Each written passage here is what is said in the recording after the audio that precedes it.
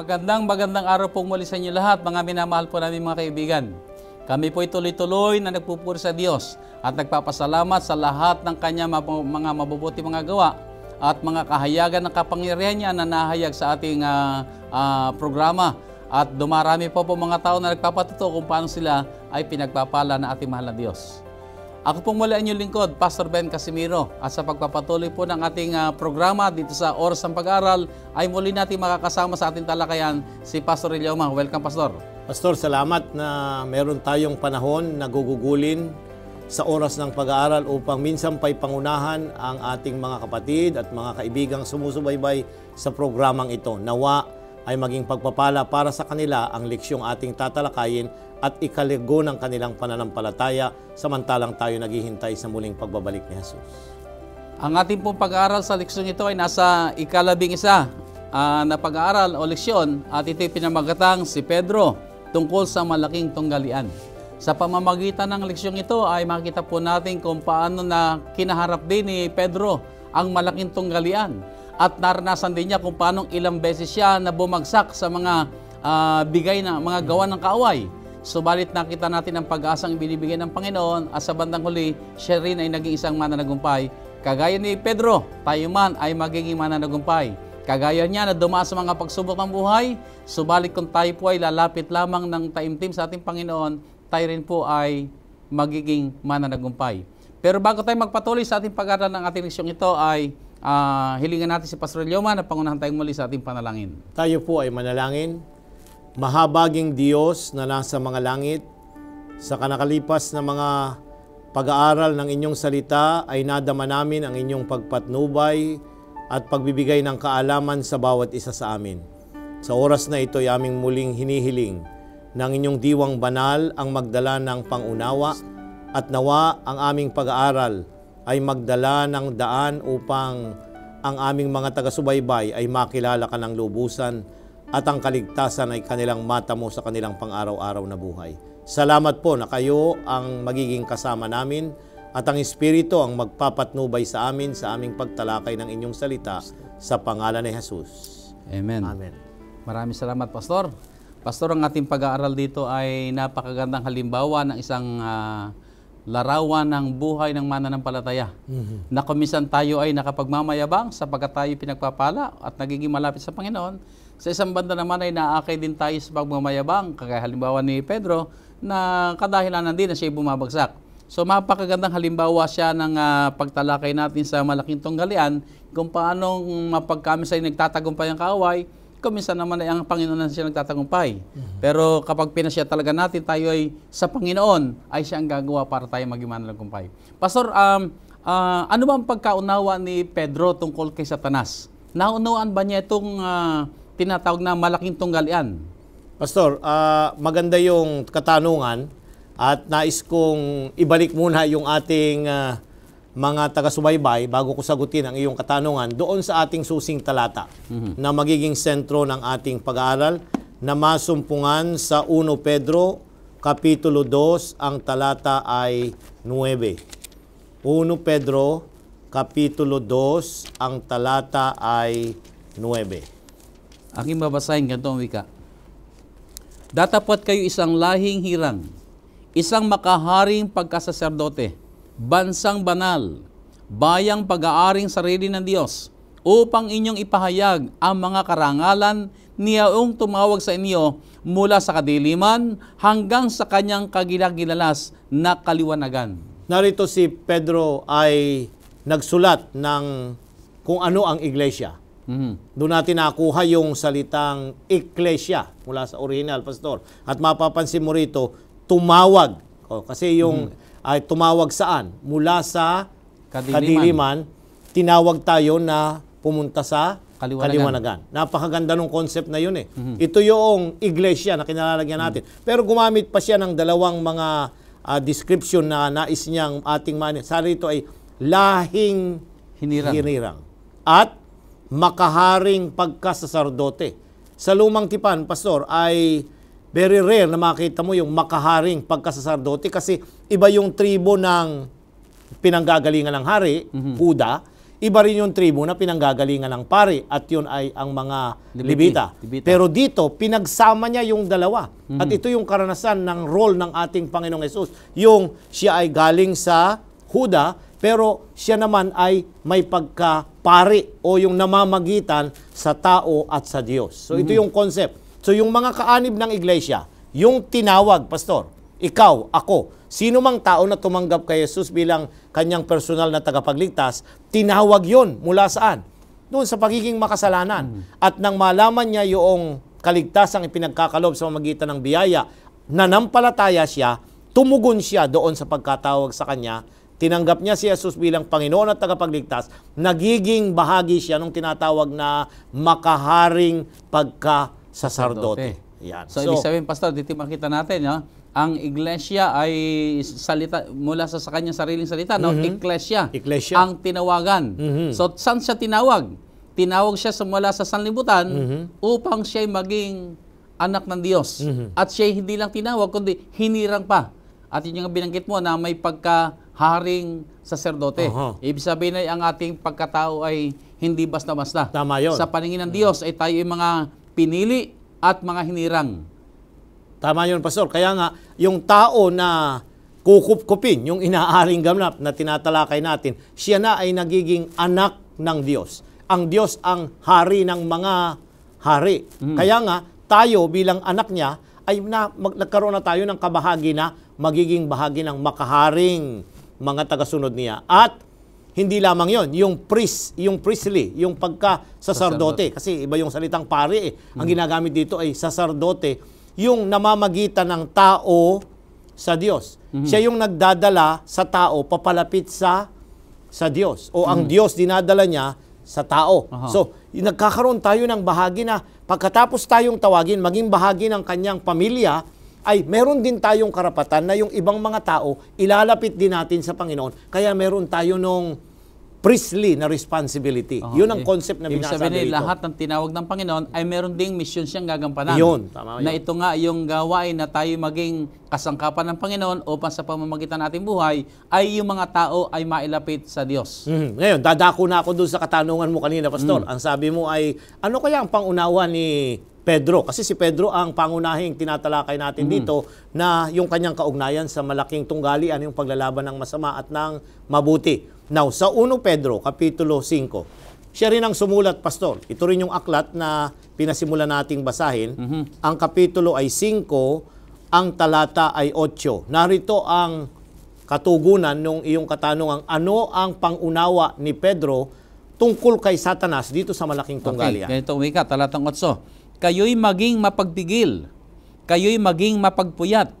Ang inyong kalaban na diablo, na gaya ng liyong umuungal, ay gumagala na humahanap ng masisila niya. Narito, Pastor, napakalinaw ang sabi rito. Una, ang kaaway ay kalaban. Kalaban. Pagkalaban, ang interest niya hindi sa ating bubuti. Yung ikakasama natin, doon siya natutuwa. Ikalawa, ang sabi rito, siya yung diablo. Ito yung diablong pinag-aaralan natin ng mga nakalipas doon sa Apokalipsis 12. Yung diablo, yung Satanas, yung matandang ahas, siya rin ito. Yung kalabang ito. At ang sabi niya ay gaya ng, may dinagdag na concept si Pedro.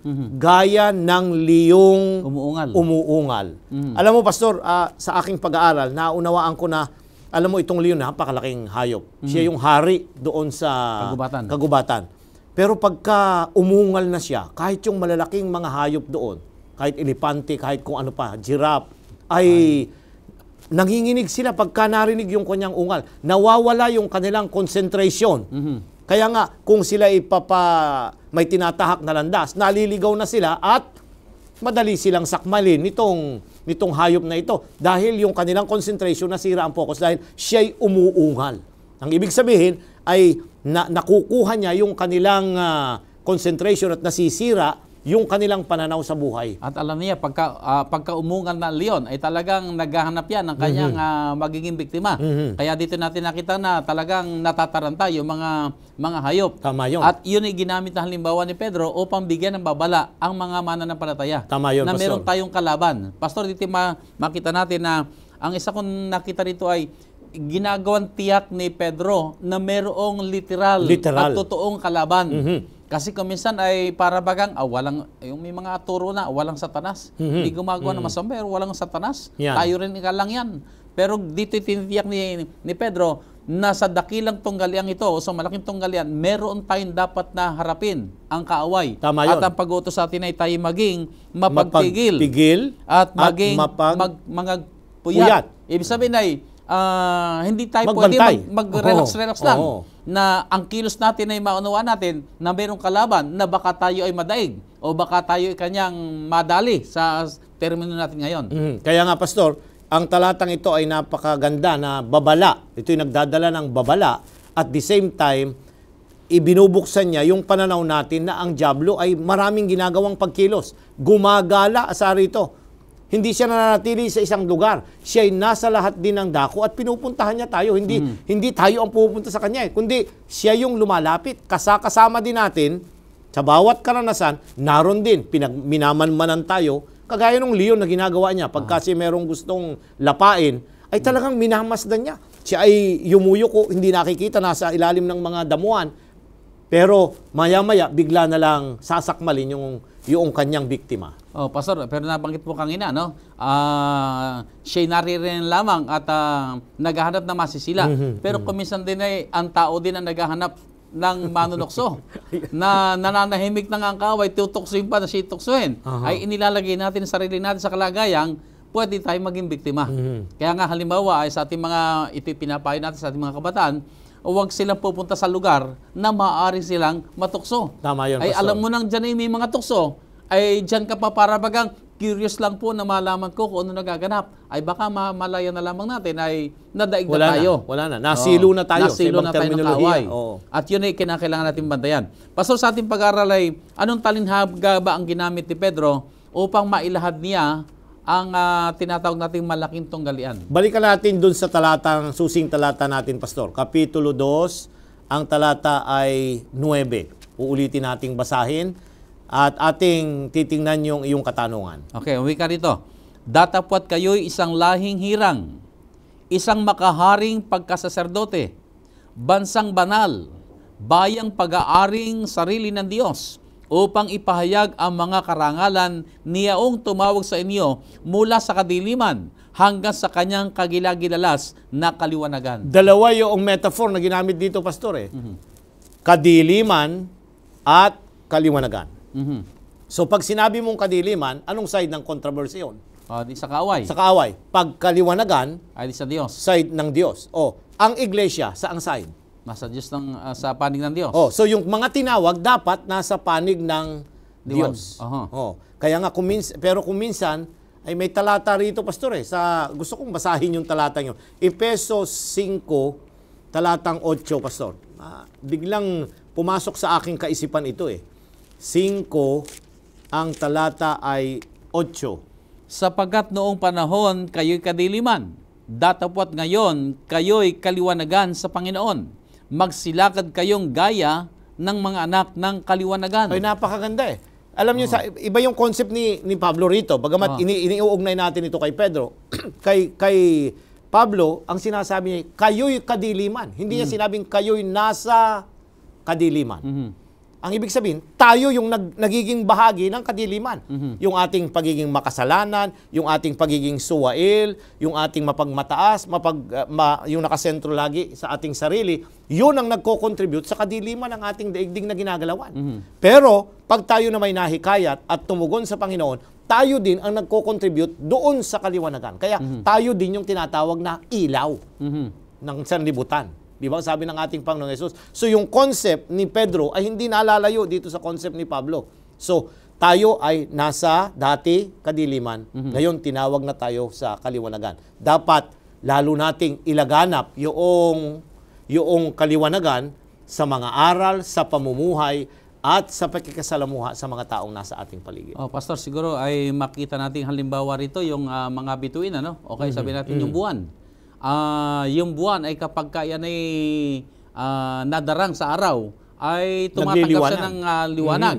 At pagdating ng gabi talaga, kitang-kita natin kung paano siya ay nagre-reflect ng liwanag. Wala siyang sariling liwanag. Wala siyang sariling liwanag sa kanyang sarili. Oo. Pero kapag kasi tumapas sa araw, ay yung liwanag ng araw na yung kanya nakukuha at ito yung kanya Nare-reflect ito kanya na parang akala natin ay may sariling liwanag yun. Kung hindi, yung pala ay nanggagaling din doon sa araw. Kung ang ating Panginoong Hesus, siya yung tunay na ilaw, liwanag, ay yung mga mananampalataya na namumuhay sang-ayon sa kanyang banal na kalooban, nagpapakita ng liwanag at marami ang nakakasumpong ng daan ng kaliwanagan. Oh, Pastor, ay nabanggit mo nga kanina, tayo tinawag na ng Panginoon mula sa kadiliman. O yung kaisipan na tayo nasa kadiliman, tayo yung kadiliman, pero nung tumanggap tayo kay Kristo, tayo ay nagkaroon na rin ng liwanag. At sinabi rin natin, Panginoon, kayong ilawan ng sanlibutan. Dahil nakay Kristo na tayo, ay tayo meron na rin liwanag na tinatanggap. Kaya lang kuminsan, Pastor, ay dumarating sa ating buhay na sa halip na tayo magbigay ng liwanag, ay nagiging dahilan din kuminsan tayo na may mga taong para bagang nalilito. Ay yan ba ang mananampalataya? Ay yan ba ang isang panalangin pa ingkat, pabasa-basa pa ng Biblia? Ay sa ganito mga pagkakataon ay ano ba ang maipapayo natin o pinapayo ng Banal na Kasulatan na dapat maging damdamin ng isang tao na lumalapit sa Panginoon o nagkiklaim na siya ay mananampalataya? Okay.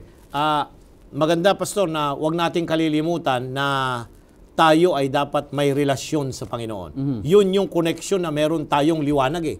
The moment na maputol yung ating relasyon sa Panginoon, ay parang napupundi rin yung ating liwanag. O nanghihina yung liwanag na ating ipinakikita at marami ang naapektuhan ito. Dapat yun ay isang leksyon na dapat nating idiin na kapag ka ang isang Kristiyano na nagtatapat, ikaw ay isang pastor, ako isang leader, isang matanda sa iglesia, o ano man ang ating katatayuan, nakaanib ka ng iglesia na tumanggap kay Jesus at nagsasabing ikaw ay anak ng Diyos, ikaw ay may liwanag na dinadala, ay pag tayo ay nagkamali, ay marami ang nanlulupaypay. Nanghihina rin. Oo, marami. So hindi lamang tayo, no? Halimbawa, tayo nga, ang sabi nga, ang buhay ng mananampalataya, may mga ups and downs. Ay sa mga panahon na tayo, sabi nating down, ay alam mo yung influensya natin, ano eh? Tama yun. Ay influensya natin eh. Sabi, yan ba ang pastor? Yan ba ang mananampalataya? Ay parang kang mas maigi pa ako kaysa sa kanya. Kasi may mga sa panahon tayo ay down talaga, ay sabi natin na kapag iiwan tayo ng hindi magandang halimbawa, marahil sa ating mga pananalita. Di ba? Pagka yung sabi natin na mabigat ang problema natin, kuminsan ang boses natin ay mataas. At tinatanong lang ang sagot natin medyo masakit. Ay yung nakakarinig at nakakakita ay sabi natin na pinanghihinaan din. Oo. So, napakahalagang idiin ng ating leksyon na pagka dumarating ang ganitong kapanahunan, Pastor, ay dapat unang-una, wag rin tayong ma-discourage. At ikalawa, wag tayong panghinaan ng loob na manlupaypay dito. Bagkos, magpatuloy tayong tahakin at hanapin yung tamang daan na nagbibigay liwanag para tayo ay maging reflective noong liwanag na nasa Panginoong Hesus. So, ibig sabihin, Pastor, kailangan magkaroon tayo ng lifestyle, ano? Na ito na yung buhay natin. Ito na yung buhay na pinili natin na buhay na nagliliwanag. Buhay na pinili natin na tayo maging pagpapala sa ating kapwa. At higit sa lahat, maging karangalan sa pangalan natin Panginoon. Pero paano ba itong pinili natin buhay na ito? Yung lifestyle ba na kaka-apekto doon sa tinatawag ng muling pagbabalik natin Panginoon Jesus? Ayan, nais kong ating tunghayan, Pastor. Bumalik tayo kay Pedro. Sa kanya aklat sa 1 Pedro, ang kapitulo ay 4, ang talata ay 1 hanggang 9. Ganito ang wika. 1 Pedro 4, 1 hanggang 9. Kung paano nga si Kristo ay nagbata sa laman, ay magsandata rin naman kayo ng gayong pag-iisip, sapagkat siya na nagbata sa laman ay nagpapatigil sa kasalanan, upang huwag na kayong mga buhay sa laman sa inyong nalalabing panahon sa mga masamang pita ng mga tao, kundi sa kalooban ng Diyos. Sapagkat sukat na ang nakaraang panahon upang gawin ang hangad ng mga hintil at lumakad sa kalibugan sa mga masamang pita, sa mga paglalasing, sa mga kalayawan, sa mga kayamuan, at sa kasuklam-suklam na pagsamba sa mga Diyos-Diyosan. Ikinahanga nila ang bagay na ito na kayo hindi nakikitakbong kasama nila sa gayong pagpapakalabis ng kaguluhan, kung kaya't kayo'y pinagsasalitaan ng masama, na sila'y magbibigay sulit sa kanya na handang humukom sa mga buhay at sa mga patay. Sapagat dahil dito'y ipinangaral maging sa mga patay ang ebanghelyo upang sila, ayon sa mga tao sa laman, ay mga hatulan, datapwat mga buhay sa Espiritu ayon sa Diyos. Ngunit ang wakas ng lahat ng mga bagay ay malapit na. Kayo nga'y mangagpakahinahon at mangagpuyat sa pananalangin. Na una sa lahat ay maging maningas kayo sa inyong pag-iibigan, sapagat ang pag-ibig ay nagtatakip ng karamihang kasalanan, na mangagpatuloyan kayo ng walang bulong-bulungan. Ayan. Pastor, narito, ang sulat ni Pedro dito sa kabanatang 4 ay napakalinaw. Ipinakita niya yung mga gawa ng kadiliman. Ano yung mga yon sa talatang 3, Pastor? Ating baybayin, ulitin natin. Ano ang sabi doon? Sapagat sukat na ang nakaraang panahon upang gawin ang hangad ng mga hentil at lumakad sa kalibugan. Malalim na salita yan, Pastor. Yung pagiging lustful. Ang ibig sabihin, pinagahari ang laman, yung kagustuhan ng laman. Hindi lang ito sex kundi yung lahat ng bagay na ninanasa ng ating pansariling katawan. Na pangkasalukuyan lang dito sa mundong ito. Ito yung tinatawag na kalibugan. Tapos ay... At sa mga masamang pita. Yun, mga pita. Last din. Pita ng mata. Sabi ni Juan, di ba? Tatlo yun. Pita ng mata, yung pita ng laman, at saka yung pagiging mapagmataas sa buhay. Sinasaklaw nun. At anong pang susunod? Sa mga paglalasing. Ayan. Hindi, ano bang ginagamit para maglasing? Di alak. Di alak. So, baka meron pang ilang mga mananampalataya na gumagamit pa rin ito, itinatago. Kung minsan ay nakikita ng iba, ay dapat ipagsisihan at itigil na, Pastor. Ang kausap dito ay mga mananampalataya. Mga kahanib ng iglesia. Ibig sabihin, bagamat sila yung mga mananampalataya na, ginagawa at pa rin ito. Nasa loob na ng iglesia, alam na nilang sila tinawag ng Panginoon, pero naghahari pa rin yung mga panlamang pagnanasa. At ang sabi rito ay, sa mga kalayuan. Pleasure. Yung kalulugod ng katawan, yung socialization na hindi kalugod-lugod sa harapan ng Panginoon. Ano pa? Sa mga kayamuan. Ano yung kayamuan, Pastor? Ano ang pagkaunawa mo dito? Ito'y Tagalog na malalim At sa kasuklam-suklam na pagsamba sa mga Diyos-Diyosan.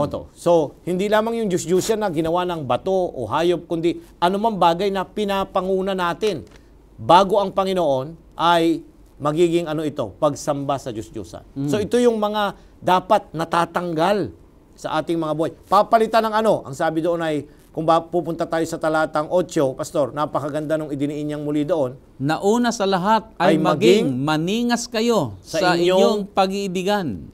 Sapagkat ang pag-ibig ay nagtatakip ng karamihang kasalanan. Yan. So, dapat yung nakikita sa mga anak ng Diyos na nasa kaliwanagan, yung pag-ibig. Yung tunay na pag-ibig.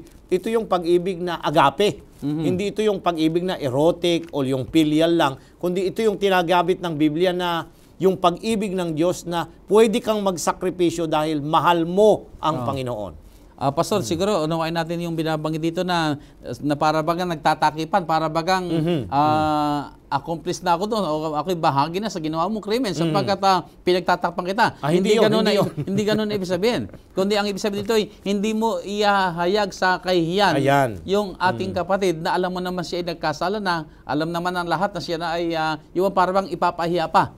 O siya ay mamaliitin. Oo. Ay ito yung binabanggit na nagtatakip na hindi natin siya gustong maipahiya sa publiko. Ayan. So, dito, Pastor, kagaya ng iyong katanungan ay, ito yung lifestyle. Ito yung paraan ng paumuhay na dapat makita sa atin. Ito ang ini-expect ng Panginoon na madadatnan. Mga tao na tinanggal ito at namumuno ang pag-ibig sa kanilang pakikipagrelasyon sa kanilang kapwa. At dito, Pastor, binanggit mo kanina, ang pinagsasabihan dito ni Pedro ay mga kapatiran na nadadaig pa kuminsan ng laman. Tama yun, Pastor. Nadadaig pa kuminsan ng kasalanan at naroon naman din ang kanyang payo. So, ang mga pag-uutos ditong ginagawa ay hindi ito yung, Pastor, yung tinatawag na salvation by works. Hindi, Pastor. Hindi, sapagkat sila mga ligtas na, dangan nga lamang at nadadaig pa ng ilang kahinaan, sila'y pinagpapayuhan. At marahil ito rin ang ating hamon ng Panginoon sa ating mga iglesia, sa ating kapanahonan ngayon na nasabi natin na marami na tayo mga mananampalataya, nasabi natin ay nabautismuhan, tumanggap kay Kristo. Pero sa anumang kaparaanan ay nahuhulog pa rin sa kasalanan, ay alalayan natin sila. Ipadama sa kanila ang pagmamahal ng Panginoon at tulungan natin sila. Na sa halip na sila ay ating itaboy o ipahiya, ay tulungan po natin, maging kasangkapan tayo upang kung magkagayon, sila ay maibalik sa Panginoon at maakay sa pagtatapat sa Kanya. Tama yun, Pastor. At dito, Pastor, binabanggit nga rin yung kinakapit doon sa pagdating natin Panginoon, na alam nating darating ang Panginoon, ay gawin natin ang kaukulang mga paghahanda. So, malapit na siyang dumating, Pastor. Yun ang idinidiin eh. Mula noon, ay gusto ko yung point ng lesson eh. Kay lumang tipan, kay bagong tipan ang nagsasabi, ang pagparito ng Panginoon ay malapit na. Ibig sabihin, ito'y tiyak, matutupad, at dapat tayo ay nakahanda. Dahil kung hindi, ay kung dumating ang Panginoon, sino ang kawawa kung hindi tayo nakahanda? Okay. Totoo yan. At sa ating panahon, Pastor, ay meron tayong tinatag na mga peer pressure. Yung mga kalinsabayan mo ba, na sabi natin mga kabarkada, o yung ating mga kaibigan, ay may mga udyok na para bagang tayo ay gustong bawalan sa pagpapakaban na natin tinatahak. Ayan. O marahil tayo ay binibiro, tinutukso, ay kuminsan naman tayo ay nagpapatukso rin. Ganun din. Sa loob ng iglesia, Pastor, meron yung mga kasabayan natin na mga nanampalataya. Sabay-sabay na nabinyagan. O kaya, mga kabataang magkakasama na lumaki sa loob ng iglesia. O kaya, may mga organization tayo sa loob ng iglesia na mga AY, yung women's. Kung minsan ay nagkakaroon ng mga kantsawan eh. Kagaya ng sinabi mo kanina. Yon, nagkakaroon ng pressure. So paano natin babalansin ito ngayon na yung maganda yung pressure na pabuti. Pero yung pagka yung pinipilit ka na gumawa ng mga hindi maganda, paano natin ito dadaigin ng mabuti? Yung masamang impluwensya na ibinibigay sa atin ng ating mga kalinsabayan. Sa Roma, titingnan natin, ang sagot ko ay galing sa sulat ni Pablo, Pastor. Roma Kapitulo 12, ang talata ay 21. Okay. Roma, Kapitulo 12, ang talata ay 21. Huwag kang padaig sa masama, kundi bagkus, daigin mo ng mabuti ang masama. Ayan, napakaganda. Ang payo dito ay huwag kang padaig.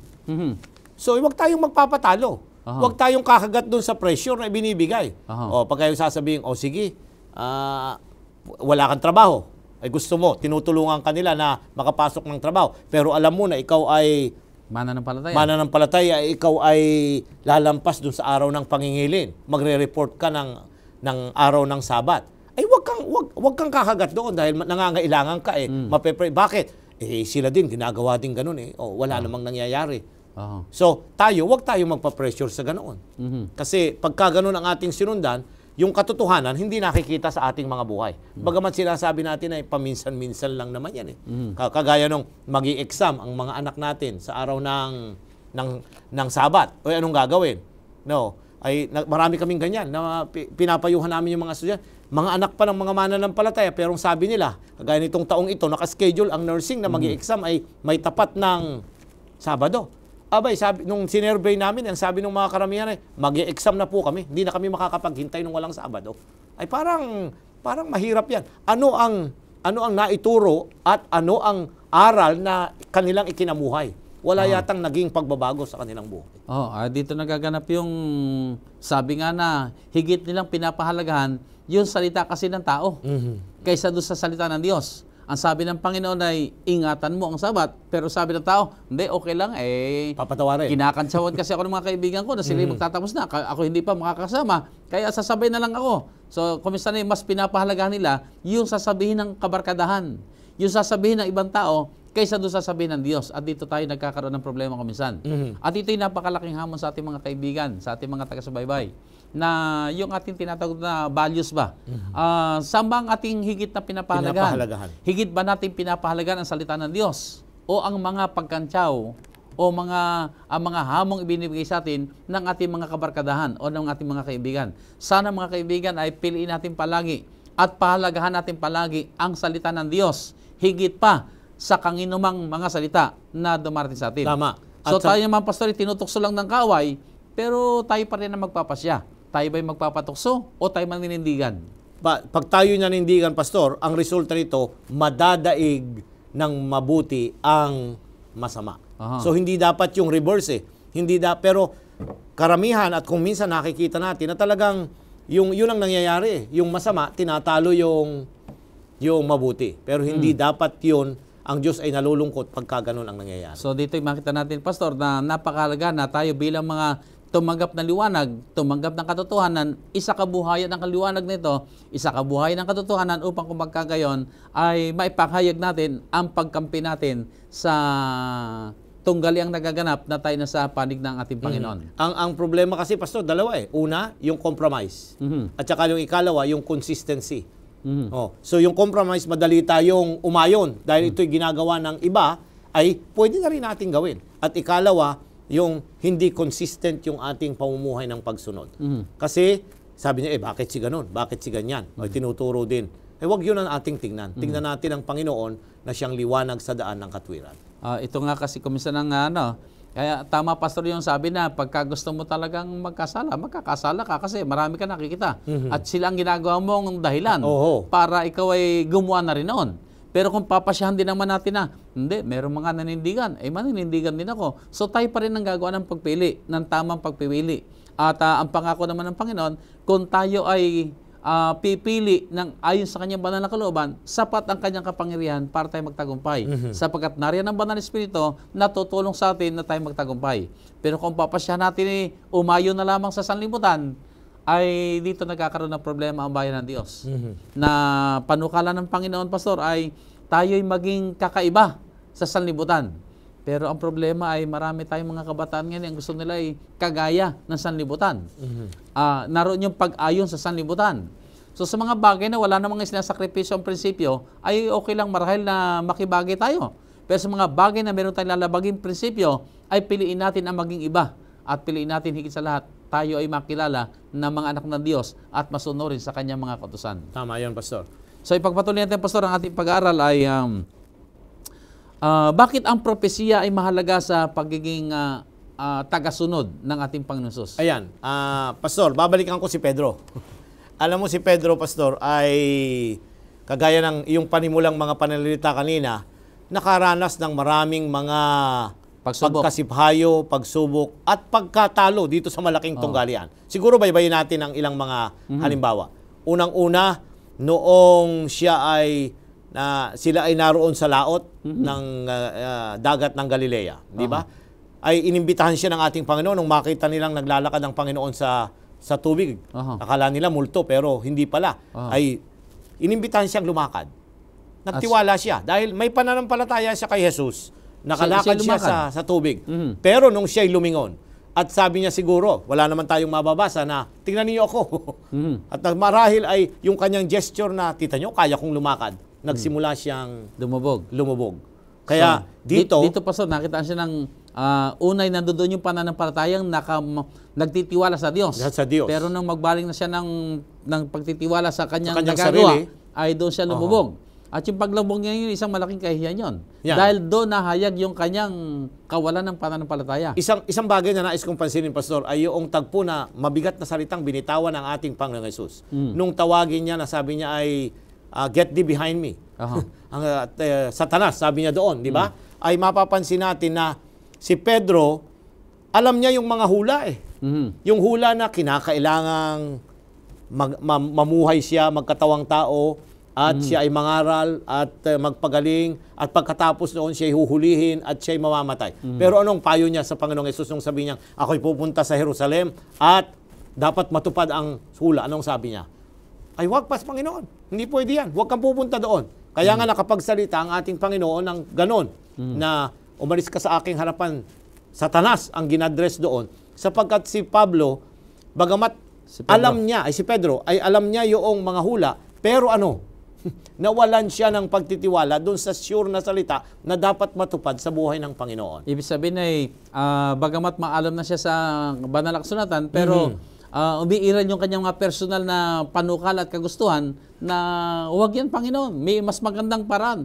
Ganito, marahil ang kanyang suggestion. Pero sinansala siya ng Panginoon doon. Sa 1 Pedro, Pastor, baybayin natin dahil yung tungkol sa hula yung iyong katanungan. 1 Pedro Kapitulo 1, ang talata ay 16 hanggang 21.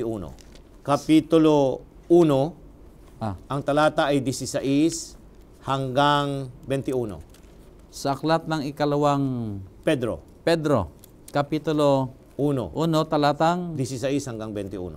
sapagkat kami ay hindi nagsisunod sa mga katang ginawang mainam, nung aming ipinakilala sa inyo ang kapangyarihan at pagparito ng ating Panginoon Jesucristo, kundi kami ay naging mga saksing nakakita ng kanyang karangalan, sapagkat siya'y tumanggap sa Diyos Ama, ng karangalan at kaluwalhatian, nang dumating sa kanya ang isang tinig mula sa marangal na kaluwalhatian.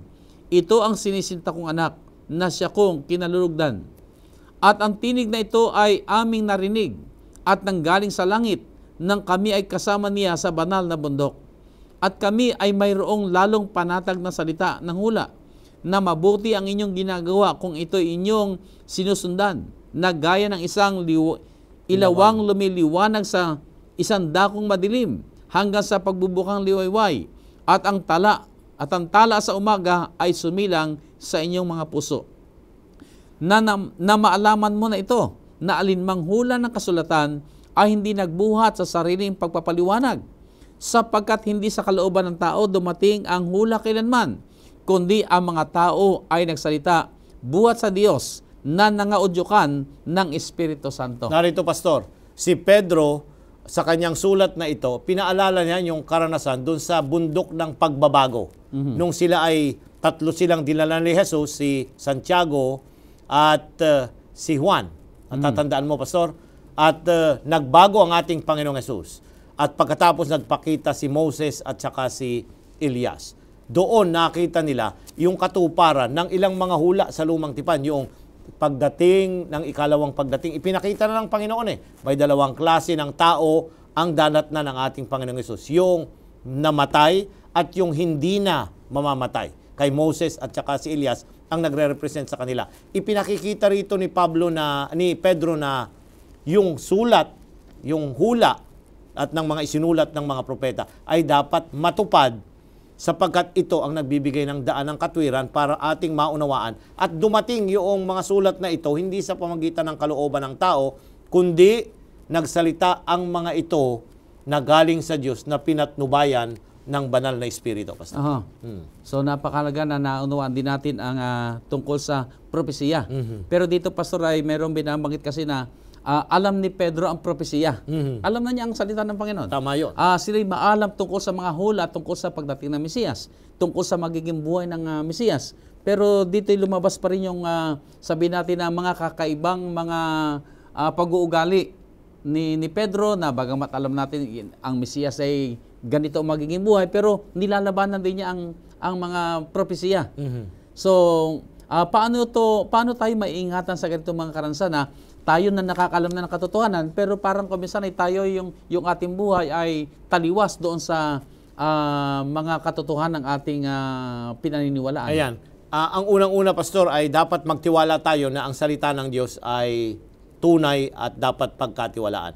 Kung hindi ito favor doon sa ating mga nararanasan, ay tingnan natin na may panukala ang Diyos. Dahil lahat ng mga lalaki at babae dumaraan sa mga pagsubok at kahirapan ng pananampalataya. Kasi talagang very natural, mahirap.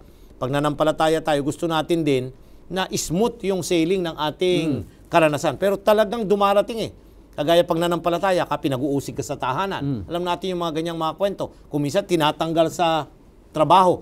Kung minsan yung mananampalataya, nagtatanong, hindi lang minsan, magtatanong at bakit nangyayari ito? Hindi niya alam na bahagi ito ng resulta ng kanyang pagtatapat sa Panginoon. Ito'y nakalahad na sa banal na kasulatan, Pastor, na dapat mangyari itong mga ito. Kung ang ating Panginoong Hesus nga ay nagbata ng mga iba't ibang mga kahirapan at pagdurusa, lahat din ng mga susunod sa Panginoon ay daraan din ng ganitong mga karanasan. So kinakailangan maunawaan natin na bagamat ang buhay ng mananampalataya ay sinasabing pinagpala ng Diyos, pero dumadaan din tayo sa mga suliranin ng buhay, at sa pamamagitan din naman ito ay dito tayo nadadalisay.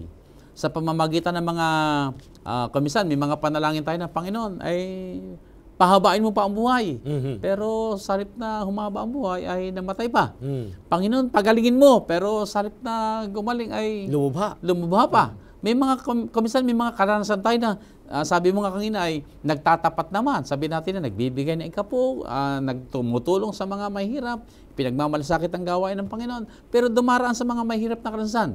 Na kuminsan para bagang alam naman natin ang buhay ng mananampalataya ay buhay na pinagpala. ay bakit ganito ang ating karanasan ngayon? Na dumadating yung puntong parang gusto na nating questionin ang Diyos sa kanyang mga pamamaraan. Yun ang gusto kasi ng kaaway. Dito sa malaking tunggalian, Pastor. Kaya pinahihintulutan niya na mangyari yung ganon kasi ang kaaway gumagawa na nais niyang subukan tayo kagaya ni Job. Kung tayo'y maninatiling tapat, natatayo, anuman ang karanasang darating sa atin, ay alam nating tayo ay nagdadala ng liwanag, hindi ng kadiliman. Kasi pag tayo ng lupaypay, tiyak na tiyak ang kaaway ang nananalo sa malaking tunggalian. At ang kaaway ay mayroong mga ginagamit din. Halimbawa, itong tinatawag natin mga manlilibak. Dito sa ating pag-aaral ay, ano bang gawaing ginagampanan nitong mga manlilibak na may kinalaman sa, o yayamang alam nila na dumarating na ang pagtatapos ng malaking tunggalian? Sa ikalawang Pedro, Kapitulo 2, ang talata ay 3 hanggang 7, Pastor. Kapitulo 2, 3 hanggang 7. At sa kasakiman sa mga... Ikalawang Pedro, Pastor. Ikalawang Pedro, Kapitulo 2, 2, ang... talata ay 3. Kapitulo 3, ang talata ay 3 hanggang 7. Na maalaman mo na ito, na sa mga huling araw ay magsisiparito ang mga manunuya na may pagtuya, na magsisilakad ayon sa kanilang masasamang pita, at magsisipagsabi, saan naroon ang pangako ng kanyang pagparito? Sapagat buhat ng araw na mga tulog ang aming mga magulang, ay nanganatili ang lahat ng mga bagay na gaya ng kalagayan nila mula ng pasimulan ang paglalang. Sapagat sadyang nililimot nila na mayroong sangkalangitan mula ng unang panahon at isang lupang inanyuan sa tubig at sa gitna ng tubig sa pamamagitan ng salita ng Diyos. Na sa pamamagitan din ito ang sanlibutan noon na inapawan ng tubig ay napahamak. Ngunit ang sangkalangitan ngayon at ang lupa sa pamamagitan ng gayon ding salita ay iningatang talaga sa apoy na itinataan sa araw ng paghukom at ng paglipol sa mga taong masama. Ayan, Pastor, narito, kagaya ng iyong katanungan, ikaw na nga ay nagtatapat. Pinahihintulutan ng Diyos na dumaan tayo sa mga pagsubok. Tapos, meron pang mga manlilibak. Kung minsan, ang mahirap, yun yung mga nasa loob. Okay lang yung mga nasa labas na libakin tayo. Pero pagka yung nasa labas na sasabihin, okay, tamo nga. Nanampalataya ka, tingnan mo nga. Hindi naman, anong nangyari sa buhay mo? Pagka tayo ay naghihirap, naghihikahos, kakaroon ng mga pagsubok sa buhay. At lalong-lalo na, yung sinasabi nilang, nasaan? Sinasabi nyo, darating na ang Panginoon. Ay nasaan ang kanyang pagparito? Ay mula noon kagaya nung kahapon ay mayroong nagpatotoo doon sa amin sa paaralan. Kasi meron tayo nung awit na inaawit, yung sa pinto. Sa pinto. Ay sabi nung isang nanlilibak, tigil-tigilan na ninyo yan.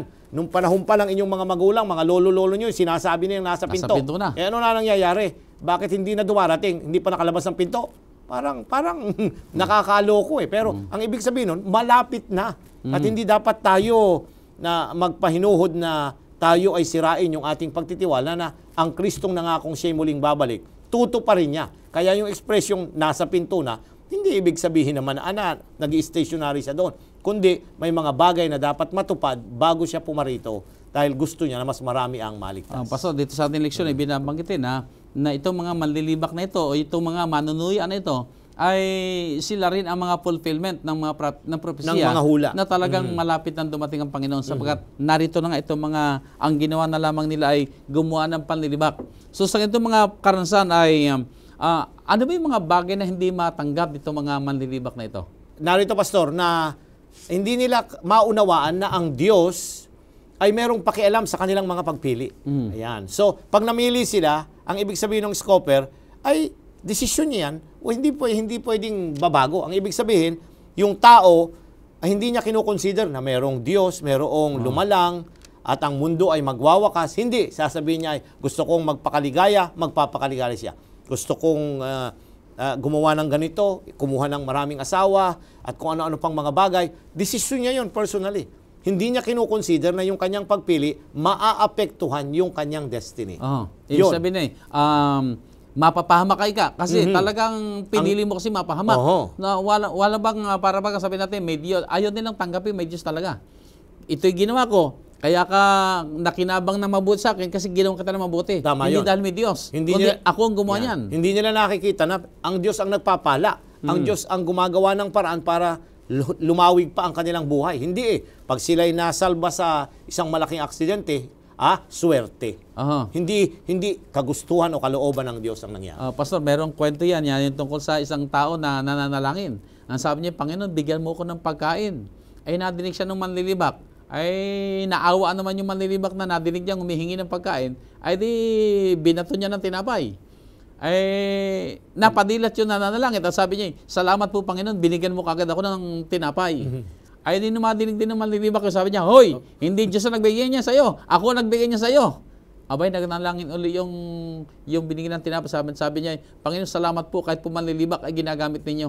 Ayan. So, ibig sabihin ay, sa lahat ng mga bagay, nandoon ang Diyos na may control ng lahat ng mga bagay. So, hindi aksidente na nagaganap na tumatanggap tayo ng pagpapala dahil mayroon lamang nagmagandang loob. Kundi alam natin na ang Diyos ang kumilos sa taong iyon kung bakit siya nagmagandang loob sa atin. Tama yun, Pastor. Kaya nga, sa isang mananampalataya, yung recognition, yung pagkilala na merong Diyos, malaki ang nagagawa nun. Nakakapagbigay sa kanya ng kapanatagang sa lahat ng karanasang dumarating sa kanyang buhay ay hindi siya nag-iisa. Pero yung manlilibak, Pastor, wala. Pag dumating ang ganong karanasan sa kanya, wala siyang mabalingan, wala na siyang pag-asa sa darating pang mga buhay. So, Pastor, dito sa ating pag-aaral ng ating leksyon ngayon, ano itong pangmatagalang pag-asa na maaari natin panghawakan na sa ngayon dito sa ating pag-aaral? Segundo Pedro, Kapitulo 3, Pastor. Ang talata ay 8 hanggang 14. 8 hanggang 14. Segundo, Pedro 3, talatang 8. 8 hanggang 14. Datapwat huwag ninyong kalimutan, mga minamahal, ang isang bagay na ito, na ang isang araw sa Panginoon ay katulad ng 1,000 taon, at ang 1,000 taon ay katulad ng isang araw. Hindi mapagpaliban ang Panginoon tungkol sa kanyang pangako, na gaya ng pagpapalibang ipinalalagay ng iba, kundi mapagpahinuhod sa inyo na hindi niya ibig na ang sinuman ay mapahamak, kundi ang lahat ay magsipagsisi. Datapwat darating ang araw ng Panginoon na gaya ng magnanakaw, na ang sangkalangitan sa araw na iyan ay mapaparam na kasabay ng malaking ugong, at ang mga bagay sa langit ay mapupugnaw sa matinding init, at ang lupa at ang mga gawang nasa lupa ay pawang masusunog. Yamang ang lahat ng mga bagay nito ay mapupugnaw ng ganito. Ano ngang anyo ng mga pagkatao ang nararapat sa inyo sa banal na pamumuhay at pagkamaawain na ating inihintay at pinakananasa ang pagdating ng kaarawan ng Diyos, na dahil dito'y ang sangkalangitan na nagniningas ay mapupugnaw, at ang mga bagay sa langit ay matutunaw sa matinding init. Ngunit ayon sa kanyang pangako, ay naghihintay tayo ng bagong langit at ng bagong lupa na tinatahanan ng katwiran. Pastor, narito, yung pangmatagalang pag-asa ay yung mapalad na pag-asa na ang Kristo ay muling babalik. Ito yung pag-asang pinakahihintay. Kaya tinatawag na mapalad.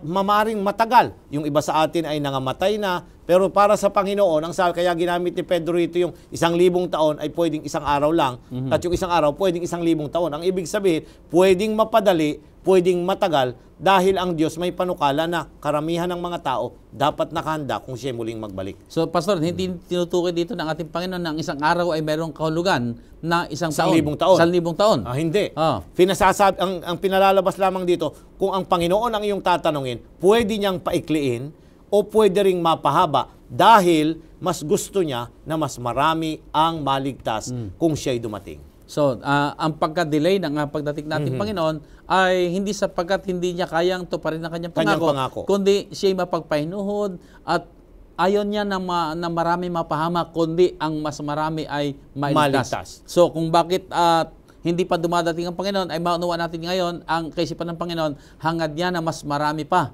ang madala niya sa langit na bayan. Yun naman sa pag-delay na yon, yung iba naman ay lalong nanlilibak na hindi darating ang Panginoon. Hindi eh. Gusto niya, binibigyan pa niya sila ng pagkakataon na maunawaan din na dahil sa kanila, kaya nga hindi pa siya bumabalik. Mas gusto niya na sila'y handa kaysa sila'y mapahamak. Pastor, sa banal na kasulatan may binabanggit na tayo ay magpakasakdal. Pero alam naman natin na wala namang tao na sakdal. So, paano tayo magkakaroon ng isang buhay o matatamang buhay na sabi natin na walang kapintasan? Ayan, Pastor, iisa lang ang walang kapintasan. At yun ang ating Diyos at ang ating Panginoong Hesus. Now, kinakailangan na tayo merong kaugnayan na saving relationship doon sa walang kapintasang iyon at ang yung ating Panginoong Hesus. Kung tayo may kaugnayan sa Kanya, yung Kanyang paraan ng pamumuhay, madidevelop sa atin at yung paraan ng pamumuhay na yon, yun din ang buhay na walang kapintasan. Yung ikinabubuhay ni Hesus dapat makita sa ating buhay. Yun ang paraan.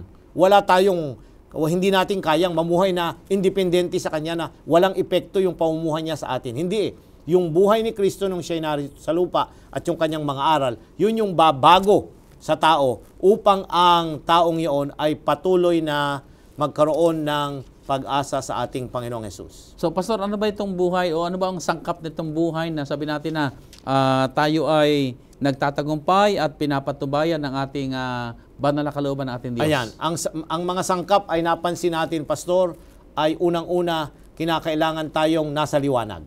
Paano natin matitiyak yon kung tinanggap natin si Jesus bilang personal na tagapagligtas? Hindi tayo at dapat tumugon tayo mula sa kadiliman, dadalahin niya tayo sa kaliwanagan. Ikalawa, yung paraan ng kanyang pamumuhay at paano ito nakikita, yung kanyang mga aral na nakita natin sa banal na kasulatan, yun, pag ito'y isinakabuhayan natin, magiging katulad tayo ng ating Panginoong Hesus.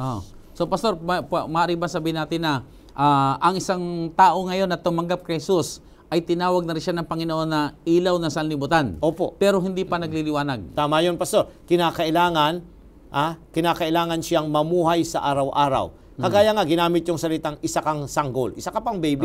Hindi ka pa matured eh. Kaya nga sa paglago, mula sa iyong pagkatanggap kay Kristo, lalago ka, magmamature ka, para dumating ka dun sa state na ikaw ay lubusang maipapaaninag mo sa iyong pagkilos, sa iyong pamumuhay, sa iyong pagsasalita, kung ano ang ating Panginoong Hesus. So masasabi natin, Pastor, ang buhay ng isang mananampalataya ay parang kagaya ng isang batang ipinanganak na siya muna sa pasimula ay sabi natin na parang kasi dependent pa sa patnubay ng iglesia o ng ating mga kapatiran, pero hindi siya kailangang manatili roon. Siya patuloy na kinakailangan lumaki, lumusog, hanggang siya'y matutunan lumakad sa kanyang sarili, hanggang sa dumating panahon, siya naman ngayon yung naglilingkod na at nabubuhay bilang isang mananampalataya. Yun ay tinuro ni Pedro, Pastor, doon sa Kapitulo 2, ating basahin. Siguro ito yung ating huling talata. 1 Pedro, Kapitulo 2, ang talata ay 2. Unang Pedro, Kapitulo 2, talata 2. Isama mo na ang 1 at 2. 1 at 2. Kaya't sa paghihiwalay ng lahat sa kasamaan at sa lahat ng pagdaraya at pagpapaimbabaw at mga pananaghili at ng lahat ng panglalait, gaya ng mga sanggol na bagong panganak, ay nasain ninyo ang gatas na walang daya na ukol sa Espiritu, upang sa pamamagitan nito ay magsilago kayo sa ikanilitas. So, gaya ng isang sanggol, lalago. Yung mga bagay na yun, yung mga mapagpaimbabaw, mga pagsamba sa Diyos-Diyos, kung ano-ano pang mga bagay doon, mawawala itong mga ito kung tayo'y ipapanganak. Ibig sabihin, ginamit yung concept na bagong panganak sa Espiritu, babaguhin tayo ng Panginoon sa araw-araw at lalago tayo sa ating pang-araw-araw na Kristiyano. So tayo nasa liwanag na, pero kinakailangan tayo lumakad pa sa kaliwanagan. At sa pamamagitan ng ating buhay ngayon, ay nakikilala na ng sanlibutan na tayo nga ay nasa panig ng Panginoon at tayo kanyang mga anak at mga tagapagmana ng buhay na walang hanggan. Tama yun, Pastor, ang iyong huling mga paanyaya sa ating mga taga-subaybay. Napakaganda ng ating leksyon ngayong linggo na si Pedro, nakita natin, isang lalaki na maraming kapintasang kagaya nyo at kagaya ko. Subalit, sa araw-araw na kanyang pagiging malapit sa Panginoon, binago siya mula sa mapagmataas, magkaroon ng mga personal na mga kahinaan sa kanyang pamumuhay, ay nanindigan hanggang sa wakas na nagtapat. Kaya nga nasabi niya at naisulat niya itong mga ito, Pastor, sapagkat naranasan niya at sa biyaya ng Panginoon, nagtagumpay sa malaking tunggalian. So nakita natin si Pedro kung paano siya ay sabi natin mapagmataas, mapagmalaki. Subalit sa bandang huli, nakita natin ang isang bagong Pedro na punong-puno ng pagpapakumbaba. Dating Pedro na sabi natin na nabubuhay sa tabak.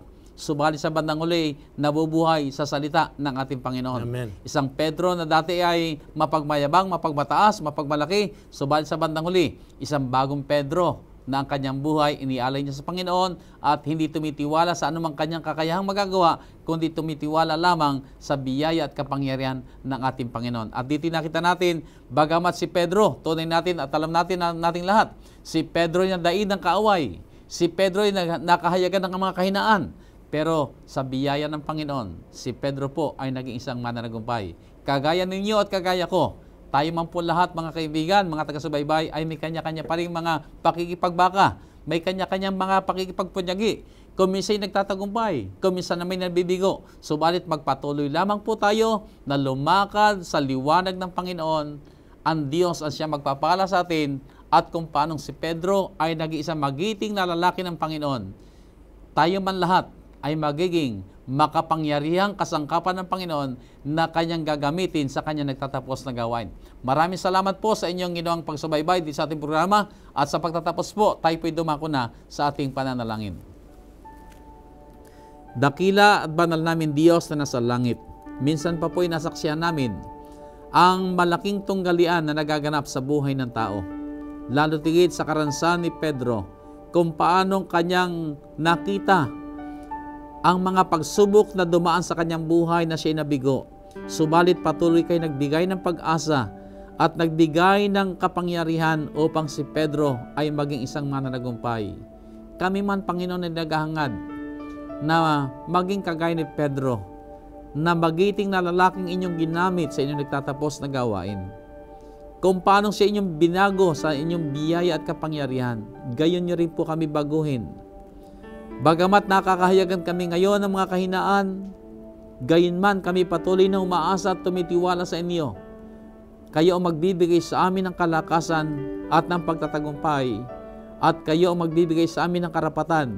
Maluwalhati ang inyong dakilang pangalan sa pamamagitan ng aming mga buhay at paglilingkod. Ipatong sa bawat isa sa amin minsan pa ang inyong makapangyarihang kamay. Panaganain kami, O Diyos, sa inyong pag-ibig at mga kabutihan at mga kasaganaan sa araw-araw. Salamat po na inyong tinugon ang aming mga dalangin at salamat po, Panginoong, iginawad niyo ang inyong mayamang basbas sa lahat po naming mga taga-subaybay. Alang-alang po ang lahat sa banal na pangalan ng aming Panginoong Hesus. Amen. Amen. Maraming salamat po mga kaibigan na kami inyong sinamahan dito sa programang Oras ng Pag-aaral at hangad po namin na kayong lahat ay patuloy na managana sa kabutihan at biyaya at kagalakan ng ating mahal na Diyos at tagapagligtas, ang ating Panginoon Hesus. Pagpalain kayong lahat ng ating Panginoon.